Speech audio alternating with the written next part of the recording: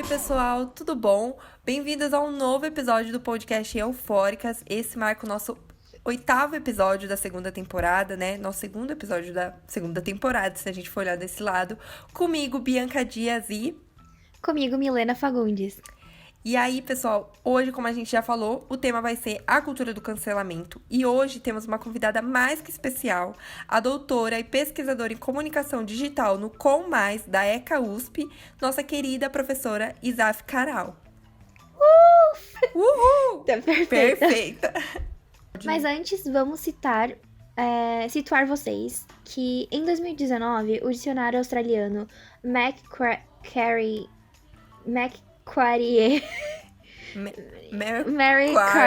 selecionou a cultura do cancelamento como o termo do ano. Mas afinal, o que é a cultura do cancelamento?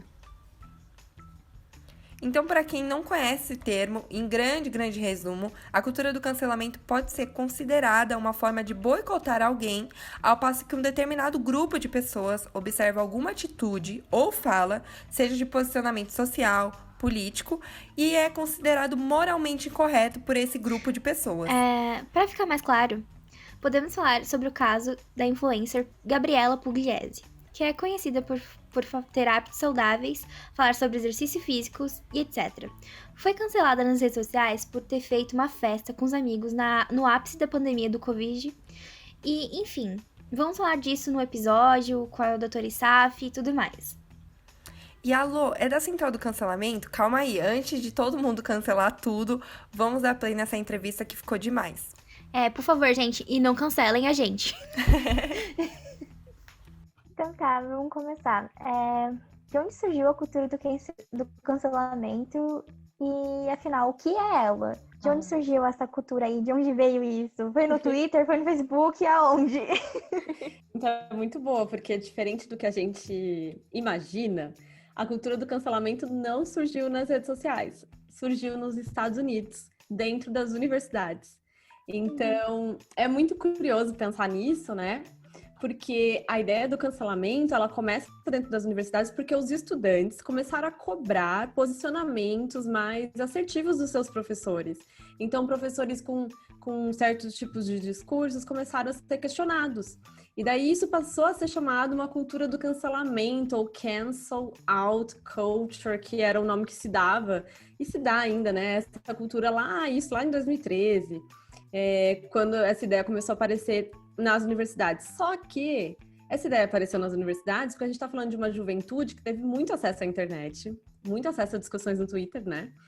E chegou na universidade se questionando. Então, assim, por que essa bibliografia desse curso é toda branca, eurocêntrica? Ou por que eu faço uma disciplina de teorias da comunicação e só tem homem na lista de bibliografias? Enfim, daí começou essa grande questão da cultura do cancelamento e aos poucos ela foi chegando no digital, né? E daí é claro que assim, o Twitter acho que é o grande rei da cultura do cancelamento, né? Mas Sim. ela surge em um outro lugar. Eu até o ano passado, até esse ano ainda, eu uso muito Twitter. Então, vira e mexe, a gente vê, tal artista foi canceladíssima no Twitter. E, é umas coisas assim que eu fico assim, mas gente, a menina só, falou um A de uma coisa, Exatamente isso. Nem tem, o que cancelar, sabe? Exatamente. Ela só deu a opinião dela, sabe? E a pessoa não curtiu. E junto com isso que a Mi já acabou trazendo, a gente tem a seguinte pergunta: existe algum critério para acontecer o cancelamento? Porque, por exemplo, às vezes o cancelamento acontece, na grande maioria das vezes, com uma figura pública. E aí, quando a gente pensa num perfil, sei lá, de uma pessoa pequena, uma pessoa, sei lá, como eu, vocês, talvez esse cancelamento não surja, não aconteça da mesma forma do que com uma pessoa pública. Então, existe algum critério para acontecer o cancelamento? É difícil pensar nisso do critério do cancelamento, sabe por quê? Porque assim, a gente tem que pensar que o cancelamento ele vem de várias, ele tem muitas origens, né? Então, por exemplo, assim, tem muitos pesquisadores na área da comunicação que vão dizer que o cancelamento, ele surge porque quem não tinha voz, ou seja, os grupos minorizados politicamente, né, as minorias sociais, passaram a ter voz e passaram a questionar algumas coisas.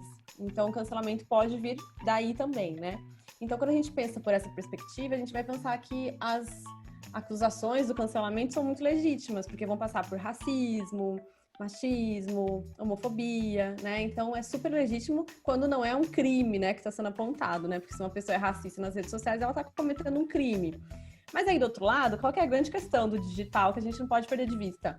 O digital é o mesmo peso para tudo. Tudo tem o mesmo peso no digital, né? Então a gente não tem muita valência para as coisas assim. Então, o que tem mais ou menos importância? Tudo é trending topics. Então, um dia o trending topics é um assunto mega importante, como as queimadas no Pantanal, e no outro dia é a Bianca Boca Rosa. Então, assim, qual é o parâmetro de relevância do digital?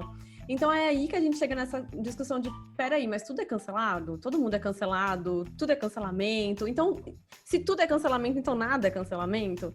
Então a gente chega nessa grande questão, assim, mas eu acho que falar de cancelamento é muito complexo, porque a gente tem essa dualidade.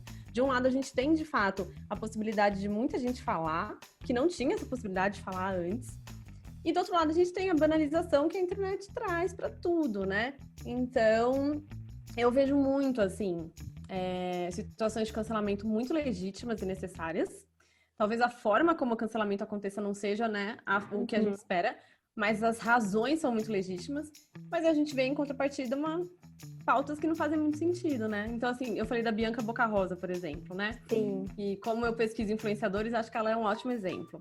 Sim. Ela foi cancelada num momento porque ela tava diminuindo a luta feminista, uma luta da qual ela se apropriava para vender produtos de beleza. E ela foi cancelada por conta disso. E aí depois ela foi cancelada porque ela se vestiu de bailarina para uma sessão de fotos. Pera, calma, né? Então a gente não tá falando do que aqui? A gente tá falando de pautas sociais, a gente tá falando de uma roupa que ela usa para dançar balé. Não faz muito sentido, né? Então é o digital, gente, assim, é a possibilidade de falar sobre tudo e também falar sobre nada, né? Exatamente isso. Porque o movimento cancelamento ganhou força agora e não anteriormente, já que se ele existia, porque só agora ele tem essa força tão grande, ele não tinha, se ele existia, então por que ele não tinha essa força antes? O cancelamento agora, por que ele tem tanta força? Tem várias questões. Pra mim, assim, como uma pessoa que pensa comunicação digital, eu considero que o grande fator de potência do cancelamento são os algoritmos. Então, por exemplo, uma pessoa cancelada, a nossa primeira reação é, vou lá ver quem foi cancelado. Aí você vai lá, entra no perfil da pessoa, lê notícia, entende toda aquela confusão. Enquanto você faz isso, esse ato super ingênuo de ir lá olhar, o algoritmo, que não é um ser humano, é um robô, e muito menos que um robô, na verdade, ele é um código matemático. O algoritmo entende assim, nossa, por que a Mia e a Bianca estão indo naquele perfil e com elas mais 100 mil pessoas? Deve ter alguma coisa muito boa nesse perfil. Então, o que eu vou fazer, o algoritmo? Distribuir esse perfil para mais gente. Indicar esse perfil para mais gente, indicar os vídeos dessa pessoa para mais gente.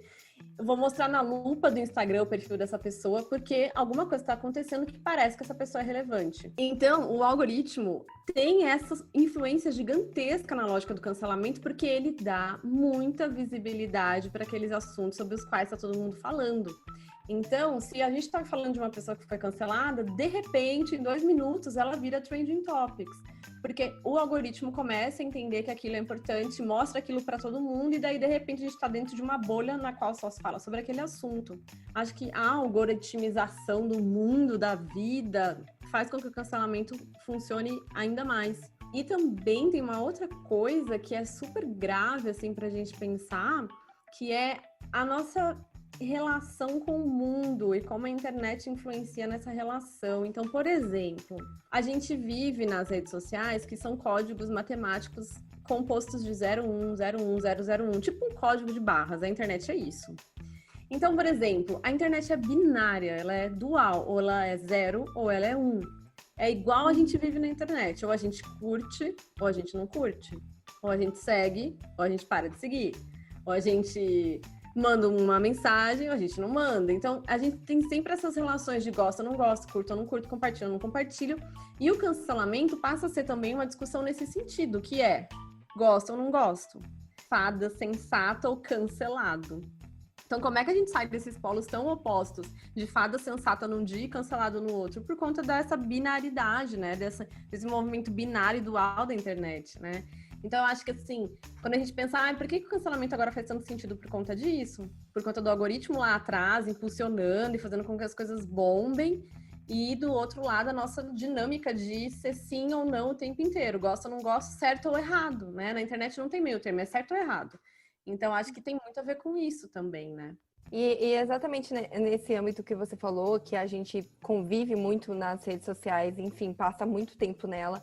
E a gente queria saber se a cultura do cancelamento é algo que perpassa a internet, se ela sai do âmbito digital e vai para o âmbito físico. Ela começou assim, né, como você explicou antes, que ela veio do âmbito físico e acabou passando depois para o digital. Acontece também esse movimento inverso dela? Isso é super legal de discutir, sabe por quê? Tem muita gente que fala assim, ó. Muita gente, e quando eu falo gente, eu tô falando de teóricos da comunicação, essa galera que pesquisa, né, comunicação digital. Então tem muito teórico da comunicação que fala assim, que o ativismo digital não serve para nada. E aí, essas pessoas a gente chama de apocalípticos, críticos do digital, enfim, são pessoas que gostam da internet, mas assim, acham que é só pra gente dividir meme de gatinho mesmo. E aí, esse grupo de autores vão dizer que movimentos sociais em rede não mudam a nossa vida, né? A nossa dinâmica social, não ajuda a pensar em políticas públicas, enfim. Eles até chamam de ativismo preguiçoso, ativismo de sofá. Mas aí tem uma outra turma, outros autores que são os tecno-otimistas, então os otimistas digitais, que acham que a internet vai mudar o mundo. Esse grupo de autores diz que não, que os movimentos sociais em redes são super importantes. Até falam, por exemplo, de consumo de ativismo nas redes. Então, como que a gente consome algumas figuras midiáticas na internet, influenciadores, etc., que falam de ativismo, e por conta disso a gente vai introjetando o discurso ativista no nosso discurso, no nosso dia a dia, né? Eu sou uma pessoa que tá meio no meio do caminho, assim. Eu acho que, de um lado, a gente traz essas conversas para que todo mundo conheça a discussão. Então, é mega importante pensar, por exemplo, num influenciador que é cancelado. Então, um influenciador é cancelado porque fez um discurso homofóbico, ou um discurso machista. Eu fico pensando como isso é legal para os seguidores do influenciador. Para os seguidores do influenciador pensarem, nossa, mas ele foi cancelado por causa disso. Então, será que isso é realmente tão importante, né? Então, por que ele foi cancelado por conta disso? Eu acho que ele não devia ser cancelado, mas aí faz com que a pessoa pense sobre esse assunto e talvez possa até mudar de ideia, né? Possa até entender por que aquele discurso é machista, é homofóbico, etc. Então, nesse sentido, eu acho muito legal. Eu acho que isso é sair do digital e ir para o offline, né? Por outro lado, por isso que eu disse que eu sou meio em cima do muro. Por outro lado, eu fico pensando que será que a gente cancela todo dia uma pessoa? Todo dia tem alguém cancelado. É absurdo, assim. Todo santo dia alguém foi cancelado.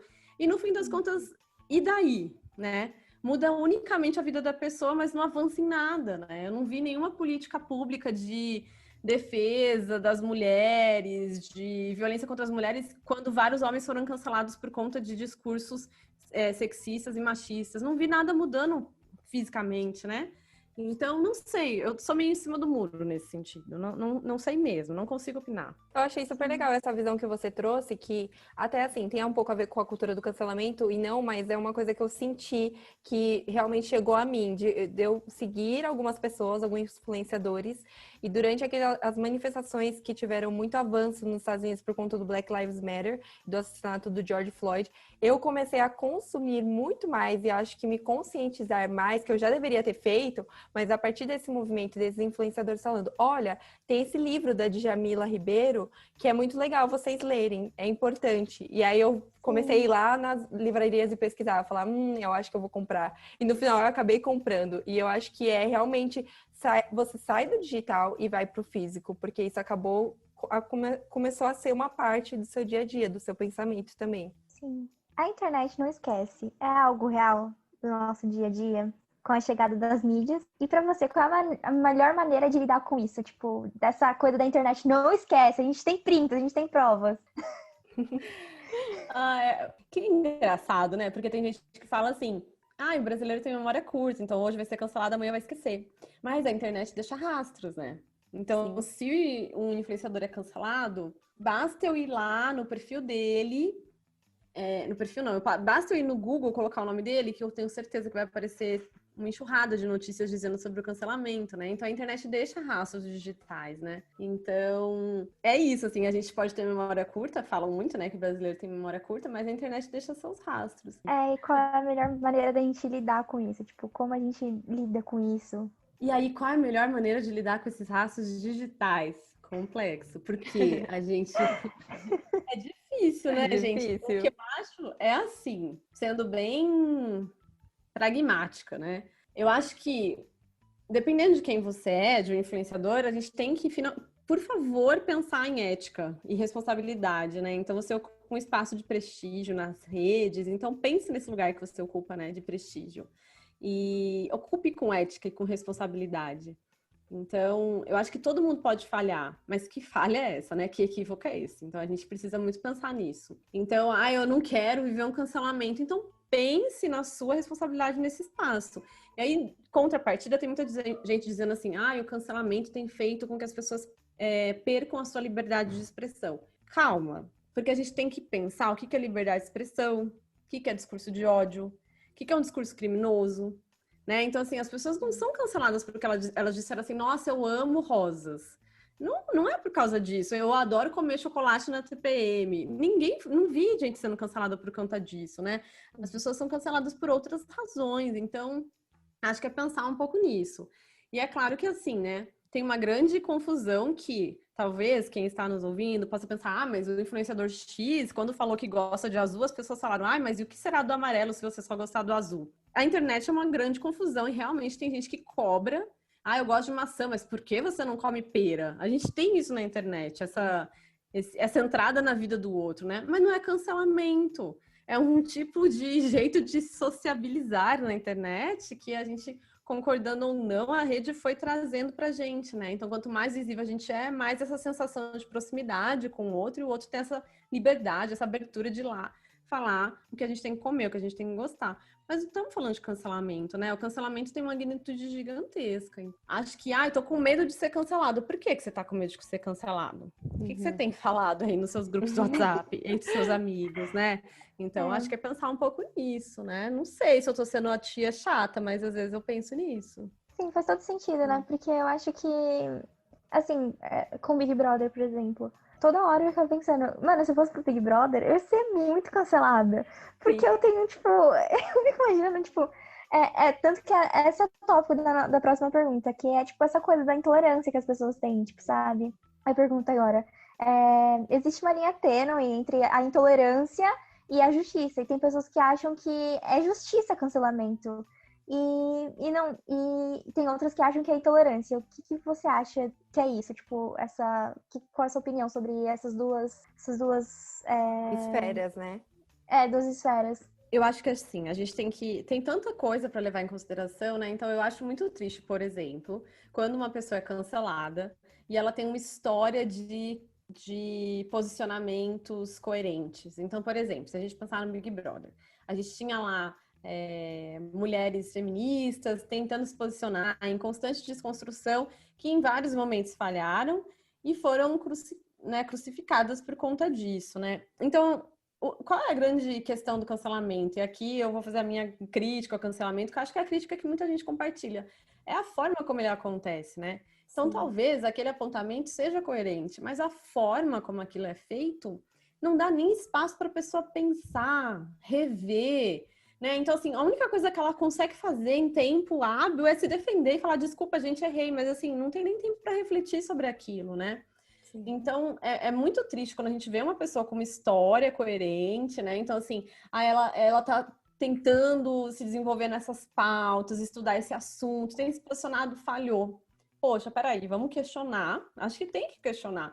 Mas, né, tem essa grande questão, essa linha aí, né, de ser completamente intolerante, completamente, não dar nenhuma possibilidade da pessoa se entender por que errou, e daí ir lá, né, como um tribunal da internet, muita gente fala isso, né, que o cancelamento é o tribunal da internet, e ninguém é juiz, no fim das contas, né, e então é muito complicado pensar nesse sentido, e é daí que vem essa crueldade do cancelamento, né? Se a gente estivesse conversando com um psicólogo, é muito provavelmente que ele ia dizer algo relacionado a como é que a gente se identifica com as pessoas na internet. Então, não aleatoriamente, o cancelamento se dá sempre com pessoas com muita visibilidade. Por quê? Porque a gente se identifica com essas pessoas, a gente se projeta nessas pessoas. Então, por exemplo, um influenciador digital. A gente segue o influenciador porque a gente se identifica com ele ou porque a gente se projeta nele. Como assim se projeta? Você olha para ele e pensa, nossa, esse cara, ele ocupa um lugar que eu gostaria de ocupar, ele fala coisas muito legais. Nossa, eu queria ser descolado como ele, inteligente como ele, eu queria ter a vida que ele tem, as viagens que ele faz. Não sei, a gente se projeta nele, né? Ou a gente se identifica, a gente olha para o influenciador e fala, nossa, a gente é tão parecido, a gente gosta das mesmas coisas, a gente pensa do mesmo jeito, que legal. E nesses dois casos, quando a pessoa falha, é quase como se ela tivesse, assim, destruído um pacto que a gente estabeleceu.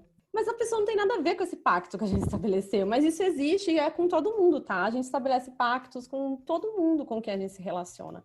E aí, com essas pessoas célebres, a gente estabelece esse pacto, esse vínculo, e quando ela falha, é como se a gente olhasse e pensasse, nossa, ela falhou, aquela pessoa em quem eu me projeto, então imagina, eu então sou totalmente falho, deixa eu acabar com isso aqui de uma vez por todas, tirar esse espaço que ela tem, porque isso não pode existir, né? Ou no outro caso, eu me identifico tanto com ela e ela falhou, nossa, ela falhou, e eu me identifico com ela parece comigo. Não, isso é um absurdo, isso não pode acontecer.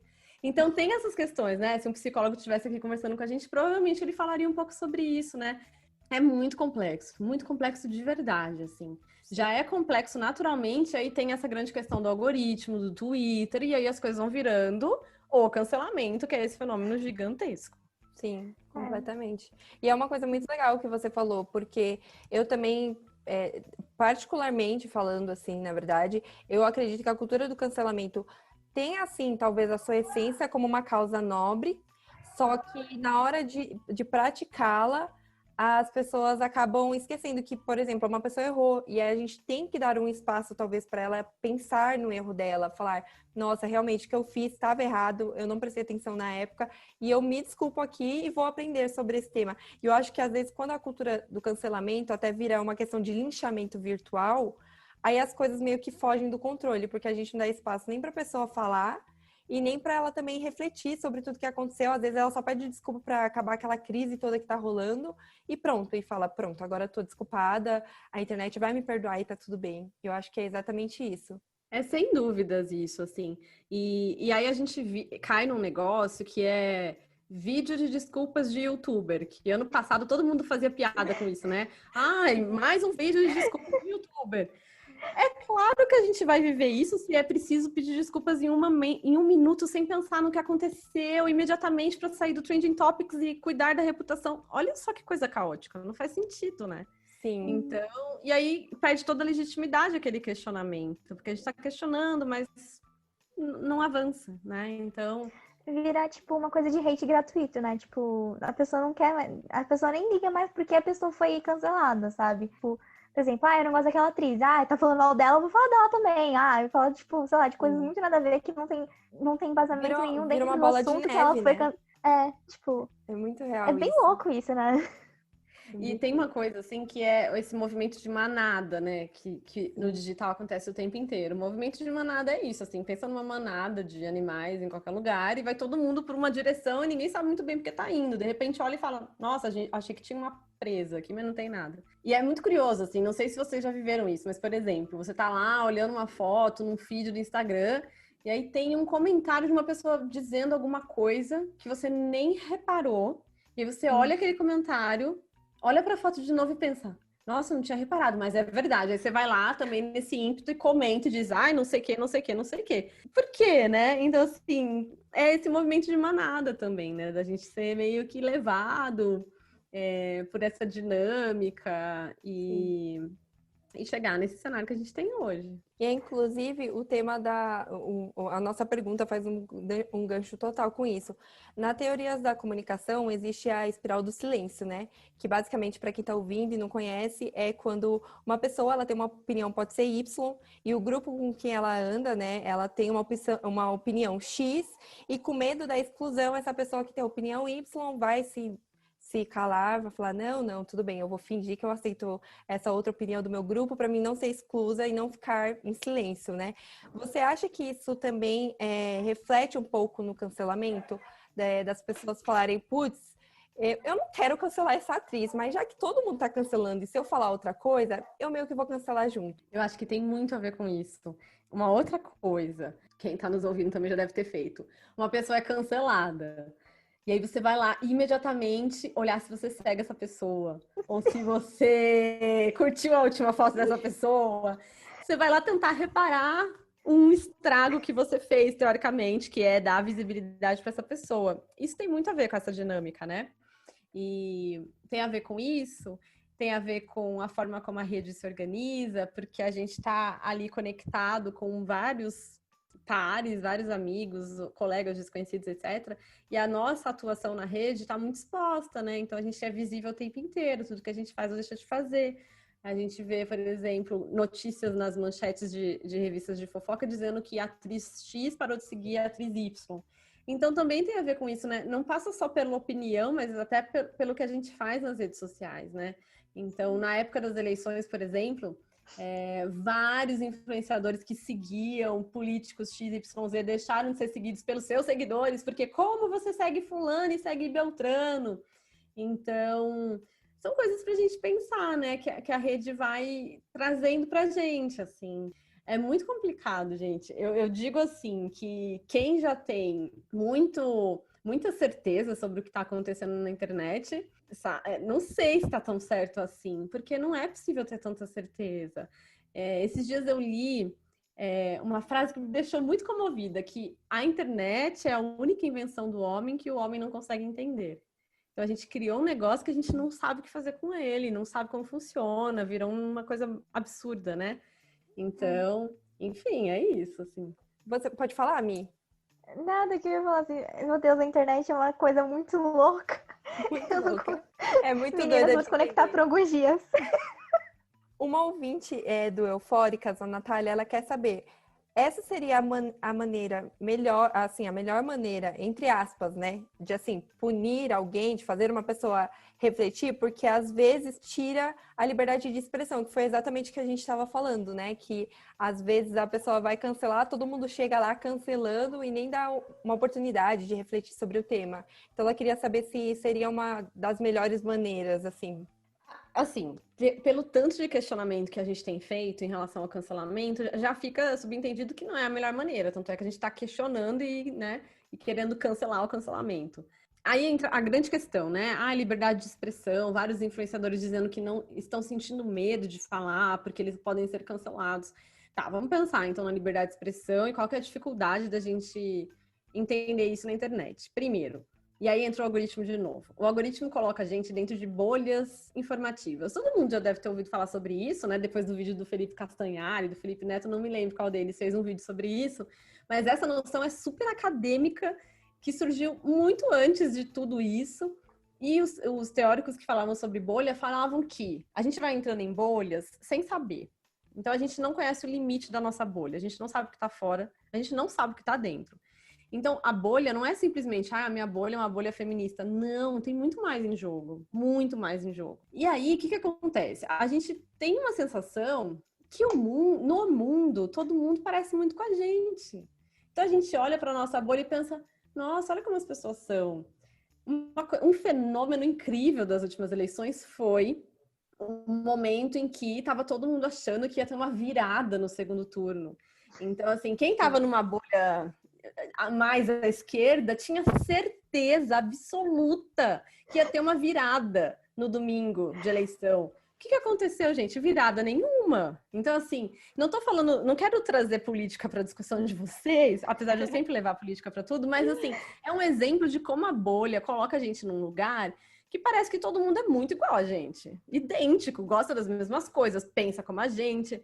E não é bem assim. E aí, qual que é a grande questão da liberdade de expressão, né? Da pergunta. Toda vez que alguém fala alguma coisa que não reafirma o que a gente pensa, então que não concorda com o que a gente acredita, que é aquilo que a gente chama de viés de confirmação, né? Que não confirma o nosso viés, a gente rechaça. A gente tira da nossa bolha, a gente para de seguir, a gente, enfim. E aí, quando uma pessoa que a gente acompanha diz alguma coisa que não confirma o que a gente pensa, a nossa primeira reação é: sai daqui, peraí, isso aqui não faz sentido. Como assim você tá falando sobre isso? Que absurdo. Então, às vezes, e aí, tô pensando nisso em situações de argumentos brandos, tá? Da pessoa ter falado uma coisa na qual ela acredita e que não tem nada a ver com crimes. Então, isso, de fato, coloca em xeque a liberdade de expressão. Mas aí, do outro lado, a gente também tem que pensar de que liberdade de expressão a gente está falando, né? Que é aquilo que a gente está conversando agorinha, né? Então, por exemplo, discurso de ódio não é liberdade de expressão. Então, por exemplo, você falar na internet. Eu acompanho muito influenciadoras muçulmanas. Então, eu vejo demais discurso de ódio correndo ali nas redes sociais delas. Elas todas usam hijab, que é aquele lenço cobrindo o cabelo. E elas escutam muita atrocidade. Então, assim, uma pessoa ir lá e falar da religião dela ou que ela é terrorista, não é liberdade de expressão. É discurso de ódio, né? Sim. Ou, em outra situação, uma pessoa ir no perfil de alguém e falar que aquela pessoa... Ou falar publicamente, né? No caso do cancelamento. Alguém falar assim, que uma pessoa... Falar algo de uma pessoa homossexual, falar algo de uma pessoa negra... Falar sobre essas pautas, de novo, não estamos falando de liberdade de expressão, nesse caso a gente está falando de crime, e a melhor forma de resolver é na delegacia, né? Então, é isso, assim, do que a gente está falando, né? Então, por exemplo, no caso lá da Bianca, que foi cancelada porque usou uma roupa de bailarina sem ser bailarina. Gente, calma, não enlouqueçam. Então, assim, é apropriação cultural. Não é apropriação cultural, porque a gente não está falando de uma cultura, a gente está falando de balé, né? É diferente da discussão das pessoas que usam fantasia, eu tô fazendo aspas, fantasia de indígena ou fantasia de chinês. Então, isso é apropriação cultural, isso é racismo, né, em alguma medida também. É diferente de uma pessoa se vestir de bailarina, né? Então, nesse caso, por exemplo, é um caso de cancelamento engraçado. E a Bianca, o que ela fez? Se desculpou, explicou. Isso é a banalização da discussão do cancelamento, né? Porque aí toda a pauta séria, uma pauta social que entra nesse looping maluco do cancelamento, perde seu poder, né? Então, enfim, sei lá, eu divaguei nessa resposta, mas é porque é muito difícil de verdade e não dá para saber qual seria a melhor solução, né? É muito difícil. Nesse caso da Bianca, eu achei bizarro. Eu lembro de ver uns comentários de bailarinas na foto dela, falando: você não sabe o que é demorar meses para ficar na ponta da sapatilha, né? Que é algo que realmente elas demoram muito para acontecer. Só que assim, eu fiquei: gente, o que tá acontecendo aqui nos comentários? As pessoas literalmente estavam falando: esse laço que você fez na sapatilha tá super errado, não pode. E eu fiquei: meu Deus. E foi literalmente isso, a banalização. E a internet virou uma loucura. A gente não tá sabendo onde que a gente tá indo, a gente só tá seguindo o fluxo e ir lá jogando comentário e parando de seguir e pronto, e é isso. Essa questão da Bianca Boca Rosa, é muito engraçada também, porque, tipo, eu acho que ela tá até acostumada, né? Tipo, virou uma coisa comum agora todo mundo cancelar ela, sabe? Tipo, a Bianca fez mais uma coisa errada, vamos lá cancelar ela. Tipo, eu acho que ela já tem até o discurso pronto, assim, toda vez que... Eu fico imaginando como é a cabeça dela. Eu não posso fazer isso porque eu vou ser cancelada, tipo... Pois é. Ou ela, na verdade, ela até usa isso, né, Mi? Ela usa isso assim, já tô cancelada mesmo, pra fazer tudo o que ela quiser, né? Então, assim, é por isso que a gente entra nessa questão, né? O cancelamento é cruel, mas até que ponto? Então, assim, será que a Bianca fechou menos contrato porque foi cancelada várias vezes? Ou será que as marcas olharam para ela e pensaram: interessante, essa menina aí vira trending topics em um dia. Então, talvez seja legal surfar nesse fenômeno Bianca Boca Rosa. Então, assim, é muito complicado, gente, de verdade. Se a gente gravasse podcast amanhã, eu ia mudar de ideia. Então, assim, cada momento a gente vai pensando numa coisa diferente, né? Mas, por exemplo, quando a gente pensa assim, nos cancelamentos do Big Brother. Especialmente os cancelamentos da Ivy, que eram cancelamentos por conta de discursos racistas. Então, assim, não dá pra falar assim, que cancelamento injusto. Talvez tenha sido, não injusto, não vou dizer injusto, mas talvez tenha sido equivocado porque ela não ficou sabendo que foi cancelada, ela não pôde pensar sobre o que ela fez, ela não pôde refletir sobre aquilo. Mas, assim, não dá pra dizer que essa pauta não é importante, né? Então, enfim. Por exemplo, Ai, esqueci qual é o cancelamento que eu ia falar. Depois eu lembro. Na minha cabeça entra outra coisa. Depois eu lembro. Não, tudo bem. Tudo bem. Na sua opinião, esses olhares em cima das falas de todo mundo, você acha que serve pra gente ter mais lucidez naquilo que a gente fala? Ou é uma coisa pra a gente reprimir mais a nossa opinião?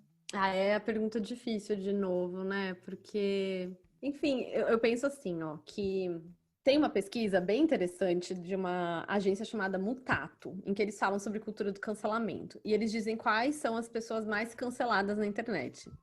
E as pessoas mais canceladas na internet são homens, brancos, héteros. Então a gente já tem um perfil aí de pessoas canceladas, né? Que falaram alguma coisa e por conta disso foram canceladas.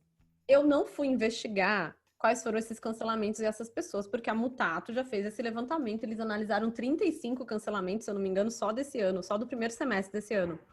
E aí chegaram nesse número, que as pessoas mais canceladas são homens brancos héteros. Aí, assim, vamos entrar naquela discussão. Nem todo homem, não precisamos chegar aí, mas a gente já tem uma concepção aí desse lugar que homens brancos heterossexuais ocupam na nossa sociedade. Um lugar de muito prestígio, em que é possível falar sobre tudo. Mas não é bem assim, né? Então, assim, quando a gente vê que esses homens são cancelados, eu não sei, mas eu poderia supor que eles fizeram alguma piadinha sem graça, mas que na cabeça desse cara era muito engraçada, sobre homossexuais. Talvez eles tenham feito alguma piada muito divertida, eu tô falando com muita ironia, sobre mulheres e qualquer coisa, mulheres e... sei lá, qualquer coisa. Essas piadas que a gente escuta, né, gente? De casamento, de mulheres, de enfim. Talvez eles tenham feito uma piada, o discurso racista. Então, assim, não sei. Tô chutando a partir de um lugar que a gente sabe qual é o lugar, né? De homens brancos, etc, etc, etc. Se a gente olhar por esse aspecto, que interessante é a cultura do cancelamento, porque ela nos faz questionar. Nos faz, assim, não tô falando de quem é cancelado, tá? Porque eu tenho as minhas questões em relação a... Eu acredito que a pessoa que é cancelada não pensa sobre aquilo. Ela simplesmente diz, me odeiam e o problema é das pessoas que me odeiam, deixa eu continuar a minha vida. E é isso que eu entendo. Para mim, é essa a reação da pessoa que é cancelada. Mas aí, ao mesmo tempo, tem muita gente acompanhando esse cancelamento, esse tribunal. Tem muita gente assistindo esse tribunal e pensando sobre isso, né? Nesse sentido, é muito interessante a gente pensar que muita gente viu e tá refletindo, tentando entender por que aquilo aconteceu, enfim. E aí, como a gente já estava falando, do outro lado também fica essa insegurança, né? De será que as coisas que eu falo me colocariam no cancelamento, já que o cancelamento às vezes é tão descabido, às vezes não faz nenhum sentido, às vezes ele acontece simplesmente porque as pessoas não concordam comigo, porque acham que eu penso exatamente igual a elas. Por quê, né? Então, a gente vai estar sempre nessa dualidade, assim. Então, não tem... É uma grande questão, assim, eu estava conversando com uma jornalista esses dias sobre isso. Qual que é a grande questão do cancelamento? Quando a gente chama tudo de cancelamento, a gente perde parâmetro. Então, assim, cancelamento é tanto discursos criminosos, quanto discursos sexistas, quanto discursos da vida cotidiana. É tudo isso e tudo tem o mesmo nome, então não faz sentido. Não tem tanto valor, né? Então, acho que se as coisas tivessem o nome que elas merecem, a gente teria um cenário bem diferente, né? Mas também não sei quais seriam esses nomes, nem nada disso, assim, não tô fazendo uma proposição, mas pensando, né? Não dá pra gente comparar um cancelamento com outro, um cancelamento de bobagens. Por exemplo, tem um caso de cancelamento que eu acho muito curioso, que é o caso da youtuber Bel. Ela não foi cancelada. A mãe dela foi cancelada porque a Bel tem um canal no YouTube com milhões de seguidores, milhões de inscritos, e parecia que ela estava sofrendo algum tipo de ameaça para continuar trabalhando, né, publicando vídeos e tudo mais. Então a gente está falando aí de trabalho infantil, de maus tratos, talvez, não sei, né? Isso foi o que o Twitter disse em relação a Bel e a mãe dela. Então a mãe dela foi cancelada e no dia subiu uma hashtag que era Salvem a Bel ou qualquer coisa nesse sentido. A gente olha para uma coisa dessas e pensa, meu Deus, Se essa menina estiver sofrendo maus tratos em casa, que coisa horrorosa a gente está fazendo. Que a gente está botando o nome dela no Twitter, uma criança, menor de idade. E se ela não estiver sofrendo maus tratos, que horror a gente está fazendo. Porque a gente está falando da mãe dela no Twitter, né? Então, assim, meu Deus, tá tudo errado, né? E aí não dá pra gente chamar isso de cancelamento, e o cancelamento do Big Brother de cancelamento, e o cancelamento da bailarina de cancelamento. Não tem como. Porque a gente perde parâmetro, né?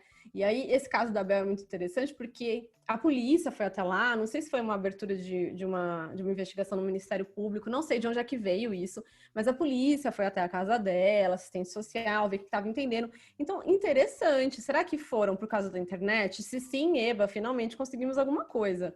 Então, assim, é muito delicado, é tudo muito delicado. Acho que vocês devem ter visto também quando o PC Siqueira foi cancelado, né? Por conta das acusações, não é? Foi horrível, assim. Foi então, pesado. ele estava sendo acusado de pedofilia, né? E aí ele foi cancelado. Que confusão, gente, porque assim, a gente tá falando de um crime. E aí a gente cancela pessoas que talvez tenham cometido um crime. Então as coisas estão muito no lugar errado, assim. Não sei, de verdade. É muito difícil. Esse assunto é muito complexo. Sim. É muito complicado. Eu sinto que uma ação minha, né? Quando eu costumo ver esses casos, eu sinto às vezes que a cultura do cancelamento tem muito também de pegar coisas antigas.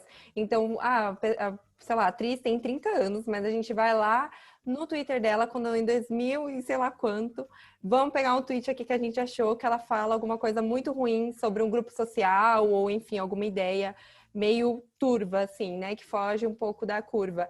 E aí as pessoas cancelam. E 2020 falam, vamos cancelar ela porque isso que ela fez é errado. Só que aí eu acho que a gente nem para pensar, essa pessoa ainda continua com esse mesmo pensamento? Ou realmente é um motivo de falar, você tá errada, olha o que você falou e você continua agindo dessa mesma forma. Então, acho que tem muito disso. E eu sempre fico me questionando, será que as pessoas a gente tem que parar, olhar esse tweet e olhar essa pessoa e falar, não, a gente não vai mais consumir nada dela, vamos boicotar ela.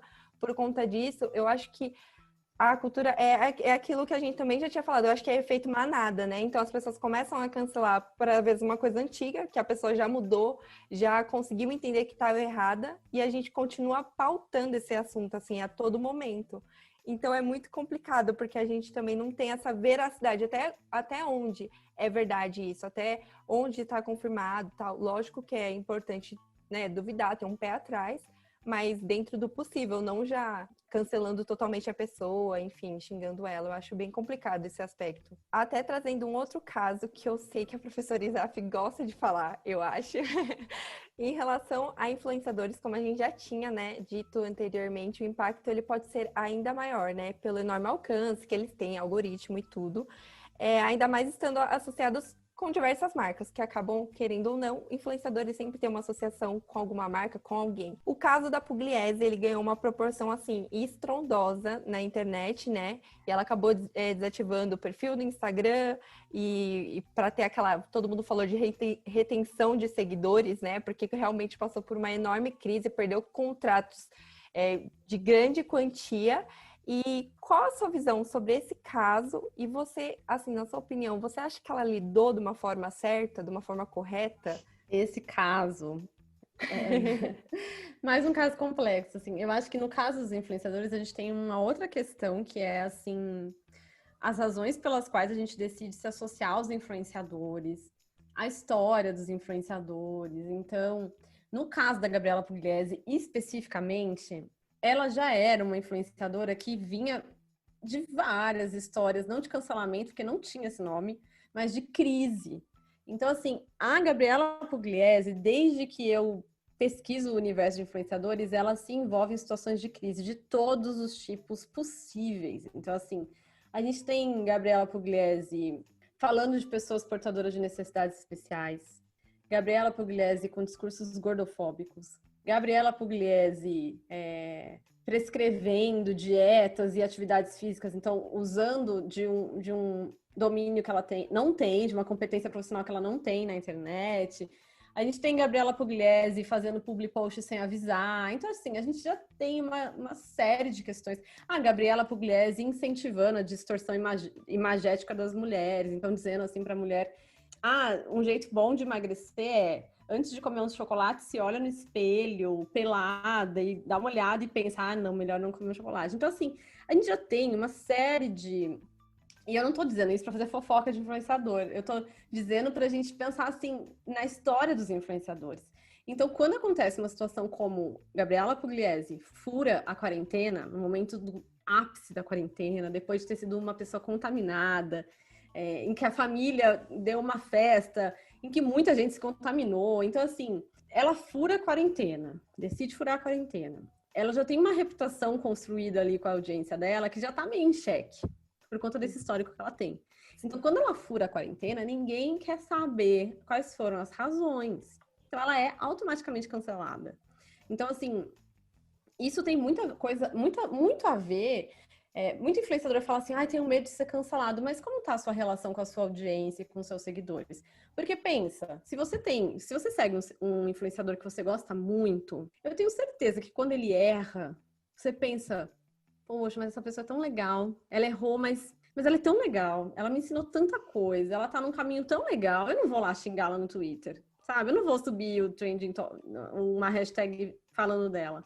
Então, assim, quando um influenciador tem uma relação com a sua audiência muito positiva, tem uma reputação super sólida, ele consegue sair de uma situação de crise bem, né? Então, de um cancelamento bem. Não era o caso da Gabriela Pugliese. Tanto é que quando ela voltou e fez o vídeo de youtubers pedindo desculpa, o clássico, todo mundo foi analisar. Então, assim, é muito absurdo, porque, por exemplo, eu falo muito de gestão de crises para os meus alunos, falei muito com vocês sobre isso, sobre gestão de crise, analiso em sala de aula vídeos de retratação, então de presidentes de empresas aéreas, como eles se comportam, como que eles são vestidos, e todo mundo fez isso com a Gabriela Pugliese. De repente, uma habilidade dos comunicólogos, né, dos comunicadores, assessores de imprensa, etc., foi parar na internet. Todo mundo começou a avaliar a cor da roupa dela, o jeito que ela falava, como ela estava sentada, fazendo uma análise semiótica da Gabriela Pugliese. Por quê? Ninguém dava crédito para o que ela estava falando. Isso, gente, não se constrói do nada, assim. Reputação falida é um grande processo. Para você construir reputação é muito difícil, para você destruir é assim. Então, assim, você tem que preservar e construir essa reputação todo dia, né? Então, acho que o caso da Pugliese passa muito por aí. Esse vínculo que ela tinha com a audiência dela. E já era um vínculo um pouco fragilizado nesse sentido, pela história que ela conseguiu construir até então. Então, enfim, se foi a melhor opção ela sair, não sair, foi o que ela tinha à mão, né? Na velocidade do que as coisas foram acontecendo. Então, é muito complicado. A próxima pergunta, acho que entra um pouco nisso, nessa coisa de gestão de crise. Qual é a melhor maneira de lidar com uma situação de cancelamento? O que a gente pode fazer, tipo, pra lidar com a situação assim, tipo, com o público, essa coisa de retratação e tudo mais? É assim, o cancelamento e qualquer situação de crise, tá? Tem muito mais a ver com o que você faz antes do que com o que você faz depois, assim. Quando o negócio estoura, você não tem muito tempo. Então, assim, no caso da Gabriela Pugliese, o negócio estourou, o que ela fez? Fechou o Instagram dela para não perder seguidor, porque ela perdeu num dia 200 mil, 400 mil, não me lembro agora, seguidores num único dia. Então, assim, não tem mais o que fazer, né, naquele momento. Então, muito do que você pode fazer, e isso é para qualquer situação. Por exemplo, se a gente pensa numa situação de crise, que é uma queda de avião. Depois que o avião caiu, assim, que a gente vive um acidente aéreo, acabou, já foi. O máximo que você pode fazer é chamar corpo de bombeiros, fazer, né, assim, resolver ali. Mas o que a gente pode fazer antes dessa queda? Ah, tá, ter aeroportos mais seguros, uma jornada de trabalho para os pilotos que não sejam tão extenuantes. Então, a gente tem, né, então, assim, revisão das aeronaves, sei lá, a mesma coisa com o influenciador. Então, construção de uma relação muito afetiva e próxima e sincera e aberta com as audiências, construção de uma reputação sólida, baseada em valores morais, né? Acho que é o mínimo que a gente tem que pensar. Então, se você consegue fazer isso e construir isso antes de qualquer coisa, se você se deparar com uma situação de cancelamento ou viver uma situação de crise, talvez, nada é certo na internet, mas talvez você consiga sair disso. Então, e se não conseguir sair, pelo menos você vai ter ali os seus seguidores e a sua audiência para te ajudar a recuperar a sua reputação, voltar, retomar seu trabalho, né? Então, acho que passa um pouco por aí também, né? Tem uma coisa, eu acho que não seria no caso da Pugliese, porque, na minha opinião, foi muito errado o que ela fez. Inclusive, eu acompanhava a amiga dela também que estava na festa, a Mari Saad, que foi, e assim, foi bizarro. E um dia eu vi um stories dela, um dia antes, falando: olha, eu comprei isso para desinfetar meu tênis, minha casa, eu tô com luvas, máscara, kit, tô totalmente protegida. No outro dia era um vídeo dela fazendo. E foi assim, a coisa que eu mais fiquei, meu Deus, literalmente aquele meme, enfim, a hipocrisia, porque foi muito isso. Os seguidores dela ficaram doidos, assim, nos comentários e tal, não tinha tipo, nem o que falar. E aí eu lembro que ela demorou para vir se posicionar, assim, depois, e ela veio, fez um vídeo, né, como a gente já falou aqui, que é o vídeo clássico de desculpa, chorando, que realmente ela tinha errado, ela reconhecia aquilo, que ela foi irresponsável e tal. Mas assim, acabou, é igual você também, que quando a Pro Exaf já falou, acabou assim, que já foi, explodiu, as pessoas às vezes que deixaram de seguir não vão voltar mais a seguir, porque para elas foram errado e não vai enrolar essa segunda vez, eu vou tentar de novo seguir ela e consumir seu conteúdo. Então acaba se perdendo, assim. Mas fora esses casos, eu acho que a gente também eu vi já bastante notícias de influenciadores ou youtubers, enfim, que já se suicidaram por conta da cultura do cancelamento, por não conseguirem lidar. O cancelado, na verdade, não conseguir lidar com a cultura do cancelamento.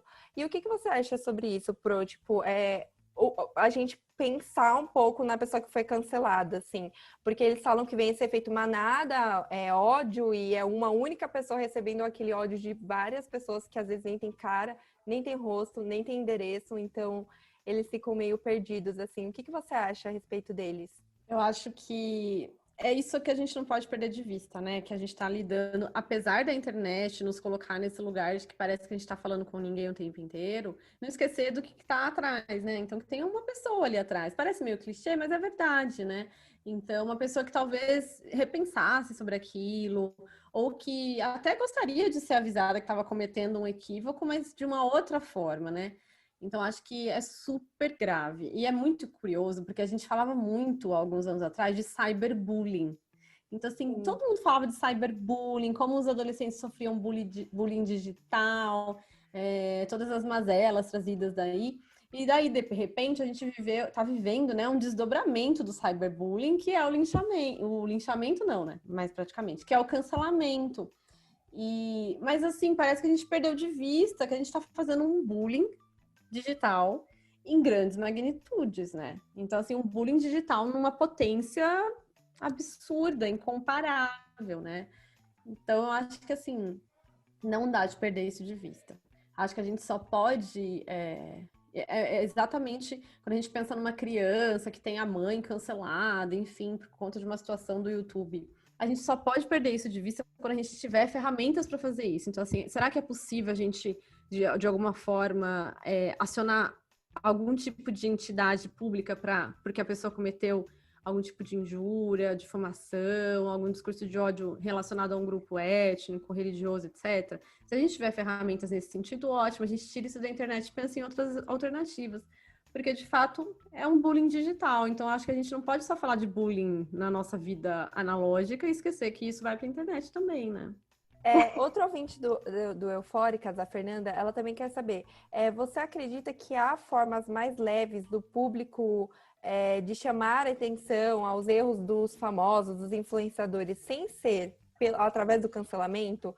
Eu acho que foi aquilo que a gente também falou, né? De ter uma crítica construtiva. Tipo, olha, nesse vídeo aqui o que você falou tá meio estranho, eu acho que é melhor você rever. Você acha que tem outras formas? Olha só, eu uso sempre um exemplo que é o seguinte. Uma youtuber que eu gosto muito, que fala sobre política, postou um vídeo uma vez e uma pessoa comentou: eu adoro o seu conteúdo, mas odeio a sua voz. Sim. Eu pensei, na hora que eu li aquilo, eu até guardei aquele comentário, assim, para eu usar em pesquisas, em aulas, etc. A pessoa estava pensando que ela estava fazendo uma crítica construtiva porque ela primeiro elogiou: eu adoro o seu conteúdo, mas eu odeio a sua voz. Então, assim, que lugar é esse que a gente se autorizou a ocupar, que nos dá a liberdade, uma sensação de que eu posso ir até meu youtuber favorito e dizer que eu odeio a voz dele, mas tudo bem, eu gosto do seu conteúdo. Então, assim, tem alguma coisa muito errada, né? Então, acho que é essa desumanização que a internet vai trazendo. Eu não gosto de ser, assim, negativa em relação à internet. Acho que ela traz pra gente muitas coisas maravilhosas, né? Acho que a pandemia tem mostrado isso. Se não fosse a internet, a gente não conseguiria tocar a vida, né? Mas, ao mesmo tempo, ela tem desumanizado, né? A gente fica atrás de perfis nas redes que não nos humanizam, né? Por mais que a gente tente se humanizar o tempo inteiro, parece que o efeito é quase o contrário. Então, assim, sinceramente, eu não sei como seria possível uma crítica na internet feita de forma branda, porque por conta desse caráter, assim, de desumanizador, essa sensação que a gente tem de muita proximidade.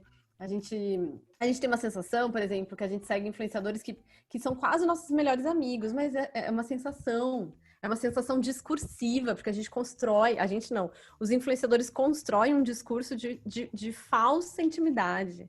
Essa intimidade não existe, né? Eu tenho visto um movimento muito interessante durante a pandemia, por isso que eu guardei esse comentário, para ver se eu consigo fazer uma pesquisa sobre isso nos próximos anos ou meses. Mas é um movimento muito interessante de influenciadores que têm printado comentários de críticas destrutivas e colocado nos stories para falar assim, gente, isso aqui você não comenta para as pessoas, tá? Assim, ensinando bons modos. Então, não sei, gente, de verdade. E aí, ao mesmo tempo, eu penso numa outra coisa, que a gente não conversou, mas acho que tem tudo a ver com essa dinâmica, que é, por exemplo, influenciadores. E aí eu vou pensar em influenciadoras antifeministas, tá? Que são contrárias ao movimento feminista. Tem muitas na internet, assim. Não sei se vocês já tiveram o desprazer de encontrá-las por aí, mas tem muitas na internet. Já. É absurdo. E aí, o que acontece? Uma pessoa, geralmente uma mulher feminista, enfim, vai lá, pega um pronunciamento dessa influenciadora, tira lá daquele contexto, joga para as redes, e aí começa um movimento de cancelamento daquela pessoa. Enquanto isso, aquela pessoa só ganha seguidor. Porque aquele discurso dela é super bem visto e aceito para um grupo específico na internet, para uma bolha específica. E enquanto ela tá lá sendo cancelada, para ela tanto faz. Assim, e para o público dela tanto faz, porque o público dela tá lá por causa disso, né? Então a gente já teve mais de uma situação dessa acontecendo nessa pandemia. Eu consigo pensar em duas aqui, em um médico, que é um médico que até se voluntariou para ser ministro da Saúde. Não me lembro o nome dele, assim, eu guardo meu cérebro para outras coisas, então não me lembro o nome dele. E é uma pessoa, assim, que acha que mulher tem que ficar em casa, lavando louça. Eu sou uma mulher que fica em casa e lava louça, mas também faz outras coisas da vida, né? Então, assim, ele tem esse discurso, alguém pegou um story dele, que era totalmente, assim, mulheres são seres menores, e tirou isso dos stories dele e começou a cancelá-lo. Mas para ele tava tudo maravilhoso, porque ele foi encontrado, o número de seguidores dele triplicou em um dia. Sim. E aí também consigo pensar num outro caso de uma nutricionista muito famosa também, que é antifeminista, e várias coisas que ela fala, inclusive que ela fez um pronunciamento que foi: eu demito quando eu sei que uma funcionária minha está grávida. E é por isso que eu não contrato mulheres, porque mulheres engravidam e depois o prejuízo vem para mim. Ela é uma mulher falando. Então, assim, que não contrata mulheres porque mulheres engravidam. E aí esse discurso dela rodou na internet, mas muita gente pensa como ela e concorda. E aí ela estava sendo cancelada e para ela tanto faz, tanto fez ser cancelada, porque aquilo não fazia nenhum sentido para ela, né? E nem para as pessoas que a seguiam. Então, também a audiência dela triplicou. Então, assim, olha como é bizarro. E, assim, não tem certo e errado, não tem... Sim. Ela não tá cometendo um crime, né, sendo antifeminista. Ela não tá cometendo um crime, ela tá falando que ela acredita, e a audiência dela acredita nisso, então tá tudo bem. Ela nunca vai ser vítima de cancelamento, não nesse sentido, né?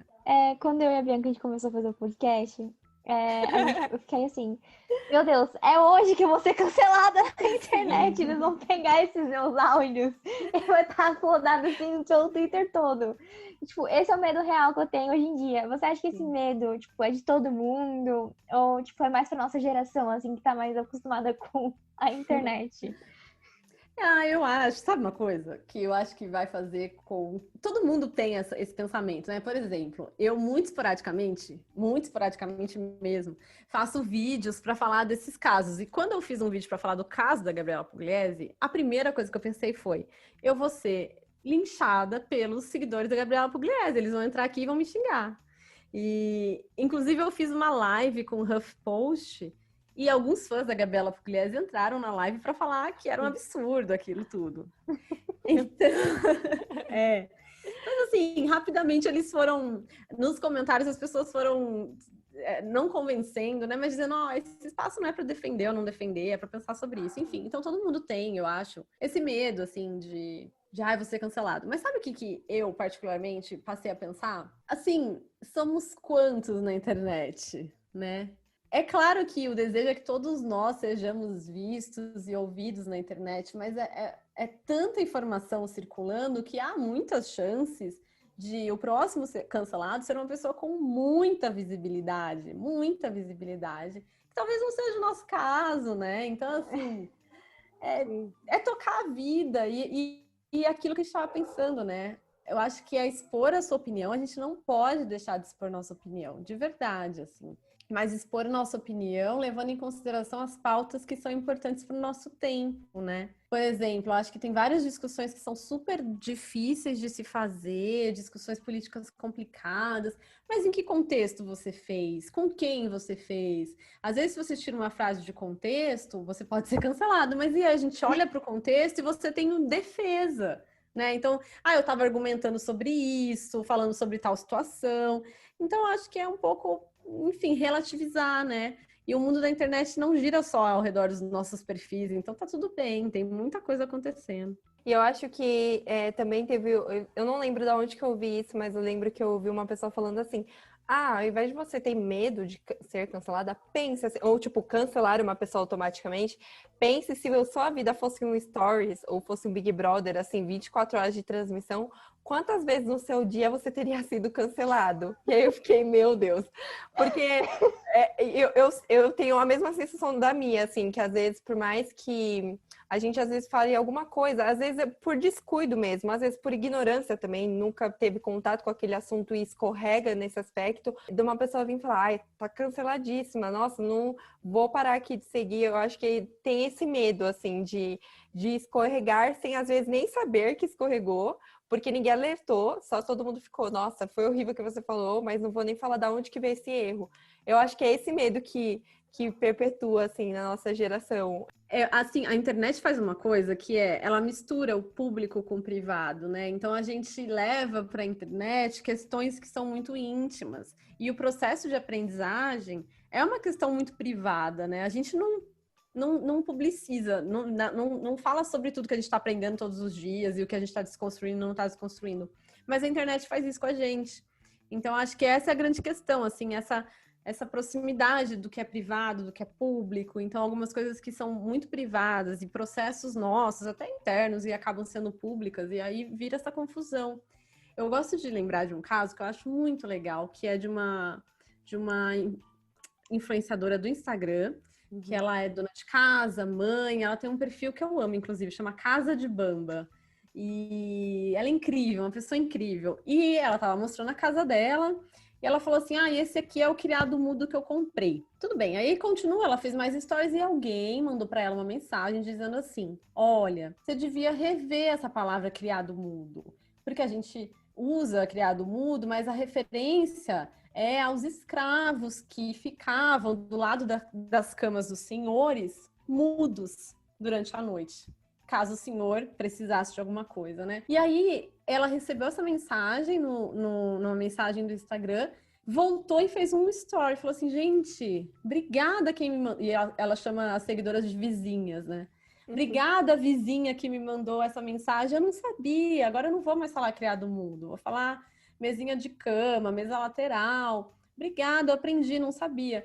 Então, assim, ela não foi cancelada. E por que ela não foi cancelada? Porque, primeiro, ela é uma influenciadora que fala de outros assuntos. Isso é uma coisa que a gente tem que pensar. Pensa aí, pessoas que são canceladas, geralmente, tratam daquele assunto razão do cancelamento. Então, por exemplo, Bianca, Boca Rosa, nosso exemplo ápice. Foi cancelada porque usou uma frase lá, porque foi machista numa situação. E ela o tempo inteiro fala de um posicionamento de girl power, né? Então ela foi cancelada.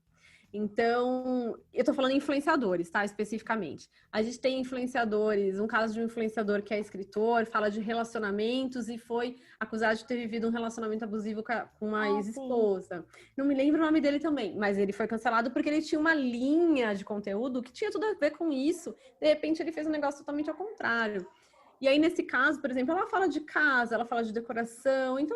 Por que ela seria cancelada por usar essa expressão criado mudo, né? Se ela tá num momento ali de aprendizagem, de compartilhar algumas coisas. Então, enfim, ela aprendeu naquele dia. E aí eu achei muito legal, porque é uma forma, né? Ela recebeu essa mensagem e internalizou essa ideia. Isso que a gente tem que ir se desconstruindo literalmente aos poucos, nas questões que a gente acha, tipo, não, mas falar feito nas coxas ou criado mudo não vai mudar nada. E às vezes muda muita coisa, porque às vezes você conhece isso, repassa seu conhecimento para outra pessoa, e isso vai começar a ir para várias outras pessoas, um círculo, assim, de conhecimento. Então, eu acho isso super legal, assim, que as pessoas... também a internet, apesar dela ser esse lugar muito louco, as pessoas também têm pessoas legais que estão ali para falar, olha, eu acho que isso que você falou não é tão legal assim, você poderia, tipo, pesquisar mais e tal. Eu acho que é isso, né, Mi? Eu acho que falta isso. Eu acho que falta isso das pessoas, né? Tipo, parar um pouco de julgar, porque a gente tá nessa coisa de toda hora ficar em cima de todo mundo, toda hora ficar falando que tá errado, e ajudar as pessoas a encontrarem os seus erros e aprender, tipo, sabe? Não ficar tão julgando que nem a gente faz. E eu acho que isso que falta na internet, e principalmente nessa cultura do cancelamento. Eu acho que é só isso mesmo que... E foi exatamente que eu e a minha, às vezes, até discutimos sobre isso, que às vezes a gente tem medo de, sei lá, no Twitter a gente tem fã-clubes, né, tipo, para artistas e tal. A gente tem medo de chegar lá e colocar uma coisa que a pessoa vai ficar, quê?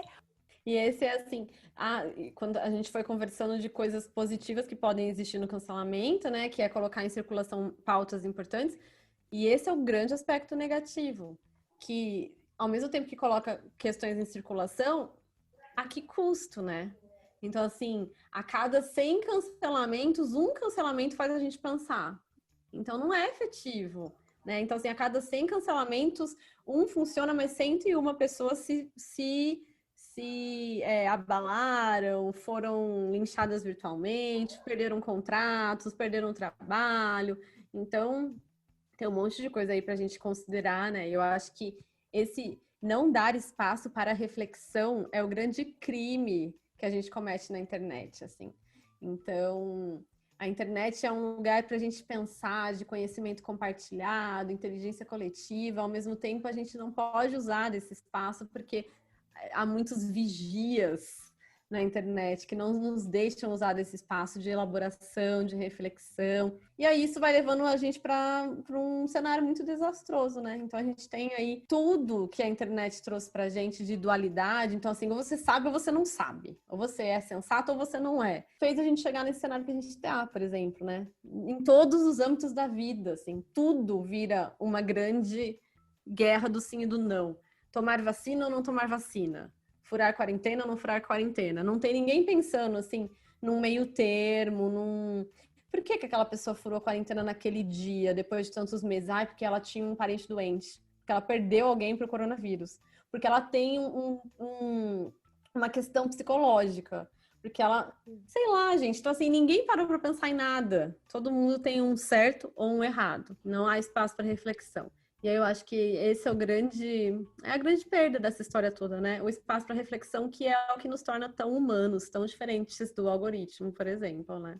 E para finalizar, a gente tem uma parte do nosso podcast que se chama hashtag Eufóricas Recomenda, que a gente recomenda ou algum documentário, ou um livro, ou enfim, alguma autora ou diretora.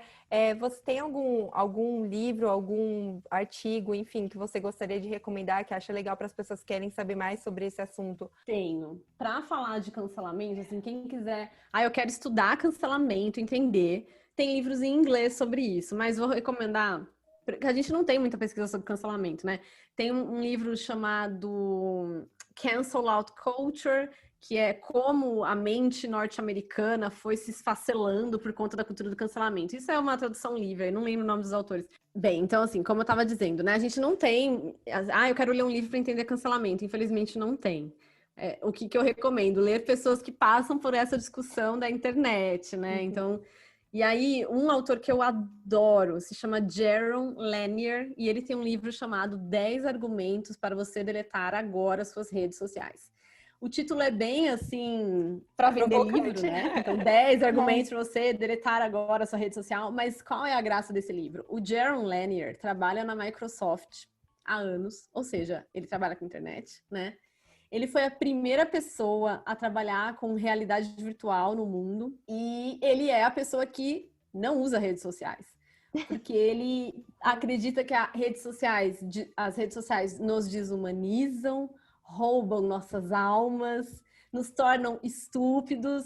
Então, ele usa essas palavras, tá? No livro dele. E aí, esse livro é genial, porque ele divide realmente o livro em 10 capítulos. Em cada capítulo, ele vai dizendo por que você tem que deletar suas redes sociais imediatamente. Eu amo esse autor. Para quem não tiver a fim de ler esse livro, recomendo um TED dele, que fala um pouco sobre isso, do começo do ano passado. E, enfim, acho que são coisas pra gente pensar. Não tô dizendo pra gente abandonar as redes sociais, mas acho que são coisas pra gente pensar, pra gente considerar. Vou terminar. Pro, muito obrigada por ter cedido esse espaço pra gente. A gente sabe que você tem uma vida muito corrida, enfim. É isso, muito obrigada mesmo por fazer parte do nosso podcast. E é isso. Ficamos super felizes que você tenha aceitado o convite e topado falar com a gente sobre esse assunto, porque na hora, como a gente já tinha dito também, quando a gente pensou no tema, a gente lembrou de você na hora e a gente falou, meu Deus, seria muito legal a presença dela aqui. Então a gente fica muito, muito feliz que você fez parte desse bate-papo e conseguiu agregar junto com a gente um pouco mais sobre esse assunto. Obrigada, meninas, e super obrigada pelo convite, adorei. Então acabou, foi isso o nosso episódio maravilhoso, junto com a participação da querida Isaf, que ajudou muito nessa temática e esperamos que também tenha ajudado vocês para entender mais essa temática que realmente é algo muito relevante que tá aí no nosso dia a dia. Pois é, gente, isso é um assunto muito importante que tá nesse meio da comunicação toda hora nas redes sociais. E a gente quis trazer esse tema pra vocês saberem o que tá rolando nas redes sociais, enfim. A gente quer mais uma vez agradecer a doutora Isaf, nossa professora maravilhosa. Enfim, Perfeita. Muito obrigada, Isaf, por ter participado e por ter topado fazer essa entrevista. Muito obrigada. A Isaf arrasa, gente. Quem não segue ela, a gente também vai deixar aqui na descrição do episódio o arroba dela, no nosso Instagram, o arroba podcast eufóricas. A gente também vai estar trazendo o Instagram dela. Acompanhe ela, ela posta coisas muito relevantes sobre mídia, sobre influenciadores, então vale a pena vocês começarem a acompanhar ela nas redes sociais e também o trabalho dela, que é incrível e extenso. Enfim, tem alguma dúvida, alguma crítica construtiva, manda pra gente, vamos lá bater aquele papo, como sempre, porque ainda tem muitos assuntos que vão causar aquela euforia na gente pra criar o fôlego necessário pra bater aquele papo com amigos. Yes! É isso mesmo, gente. E acabou o nosso episódio, então sigam o nosso Instagram, como a gente já falou, como a mim também falou. Comenta lá uma sugestão de episódio, o que vocês estão achando dessa nova temporada. E vamos para os nossos famigerados créditos, né? Então vamos lá. Roteiro: Bianca Dias. Sonoplastia: Milena Fagundes. Capa do episódio: Valkyria Amâncio. Intro: Labyrinth. Still don't know my name. E é isso, galera. Pessoal. Um beijo e até o próximo episódio. Beijinho e até o próximo episódio.